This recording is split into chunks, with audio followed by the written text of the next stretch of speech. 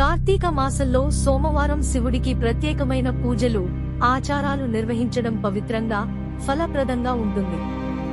ఈ సోమవారం గుడిలో లేదా ఇంటిలో శివాభిషేకం చేయడం, లింగాష్టకం, బిల్వాష్టకం, మృత్యుంజయ మంత్ర పఠనం వంటి ప్రత్యేక శివ స్తోత్రాలు పఠించడం, దీపదానం చేయడం ముఖ్యమైన కార్యక్రమాలుగా ఉన్నాయి. కార్తీక సోమవారం ప్రత్యేకాలు. కార్తీక మాసంలో ప్రతి సోమవారం ఉదయం కార్తీక స్నానం, సున్రీసే తర్వాత పవిత్ర స్నానం చేయడం పవిత్రం. శివలింగాన్ని పాలు, పంట, చందనం, గంధం, బిల్వపత్రం, పుష్పాలతో అభిషేకించాలి.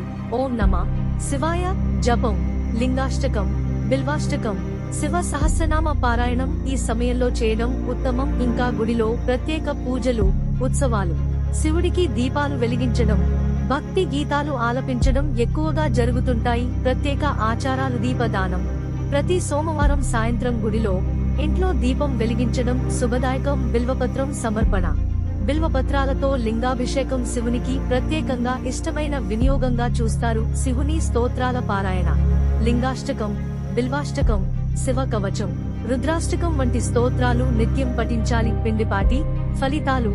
కార్తీక సోమవారం పూజలు వల్ల శివుని అనుగ్రహంతో ఆరోగ్యం, ఆదాయం, పాపాల విముక్తి, సంసారంలో శాంతి మరియు మోక్షం కలుగుతాయన్న వాసం ఉంది. ఉత్సాహంగా, శుద్ధమైన భావంతో కార్తీక మాసంలో ప్రతి సోమవారం శివ పూజలు జరపడం అభిమానమైందిగా, ఆధ్యాత్మిక ఫలప్రదంగా ఉంటుంది.